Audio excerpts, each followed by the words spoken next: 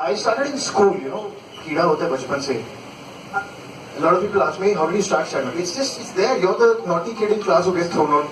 And that time, those were the failures. You're getting thrown out of class. But it was totally worth it when you said something and everyone was laughing. You were the hero for a couple of minutes. So I would do that again every day. I wouldn't mind.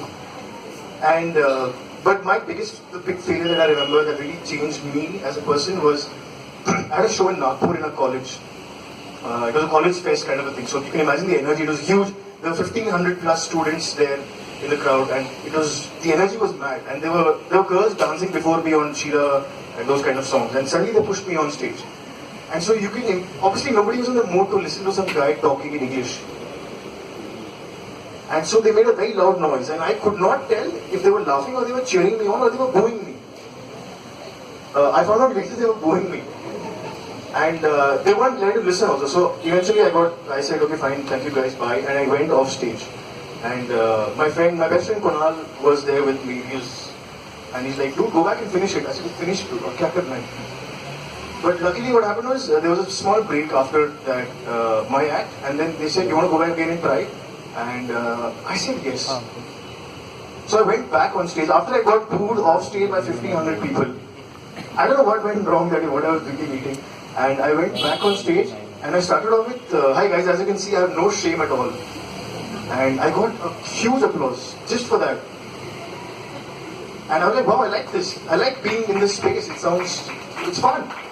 And then I went on for like 10-12 minutes, I did my set and I eventually exited with a huge, it was nice, it went away.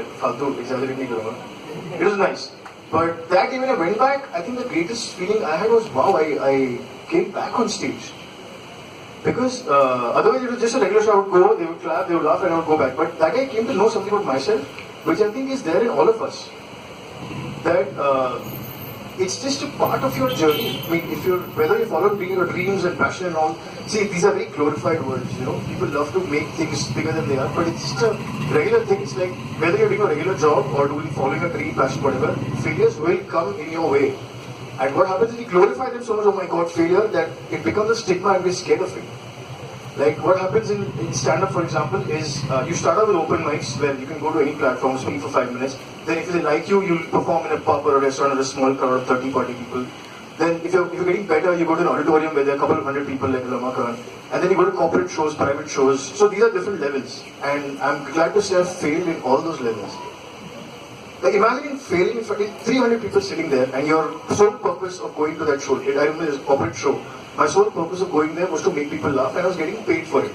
And I was not able to make them laugh. I mean, I'm there for 10 minutes with this mic in hand. You feel so naked when you're on stage as a comedian, just mic in hand and you against everyone and they are not laughing. Like it was a wrong crowd. It turned out they were Israelis. And they didn't know English. And they just sent me on. Then the same thing happened again when there was a bunch of people from somewhere in the interiors of Chhattisgarh, Asian Paints dealers, and they sent us on.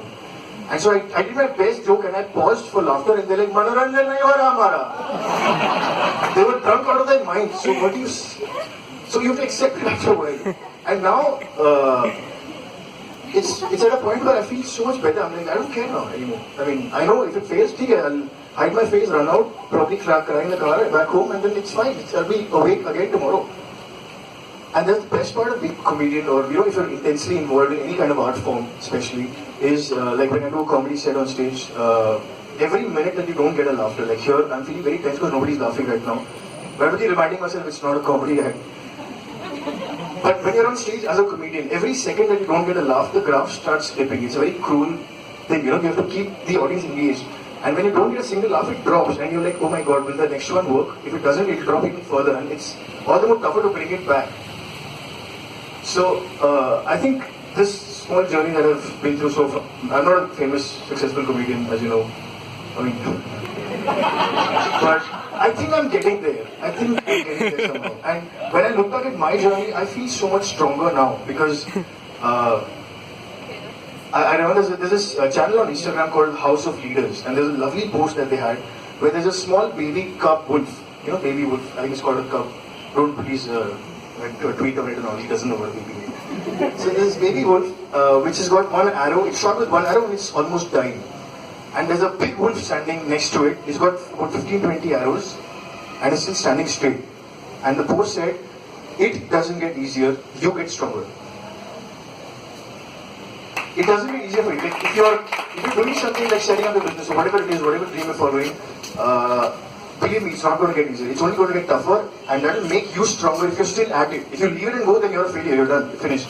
That thing is over. But it's going to get easier and it'll be worth it. Because now, on an average, 1 out of 7, 8 shows goes bad, and it's circumstances that are totally out of your control. Like either the crowd is too drunk or it's an outdoor and nobody is listening. Things like that. So you have to deal with it. And if it's a bad show, it's a bad show and you go back home.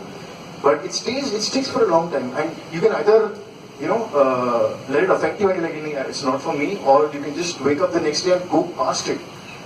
Like when you meet a college kid, somebody who's finished school, check. When you're finishing off school, 10th, 12th class, going to college, when you see them, there's a certain spark in their eyes. They're like, wow, I will take over the world one day, I have dreams. And us, when we, cross that age and we're touching 30s, we're like, nahi, kuch nahi hone wala. When you see that, you're like, yaar, bevkoof hai ye. But the beauty of that is, we all started off as those college kids with stars in our eyes.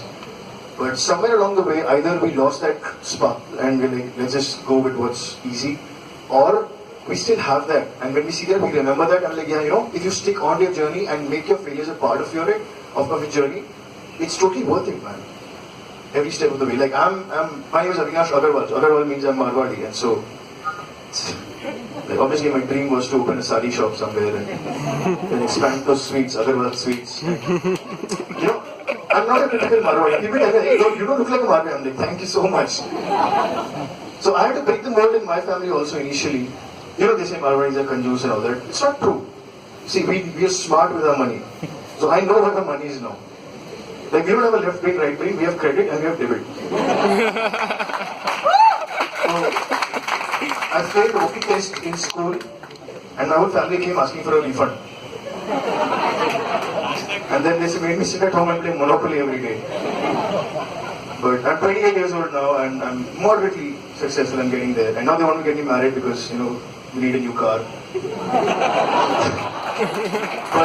But jokes aside, so this is what I do. Thank you for the laughter.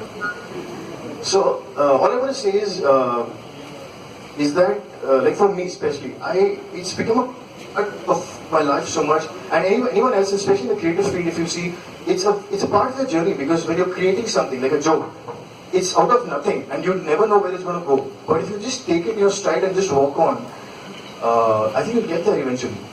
Like, we should stop romanticizing it and glorifying it so much, because it's not that big a deal.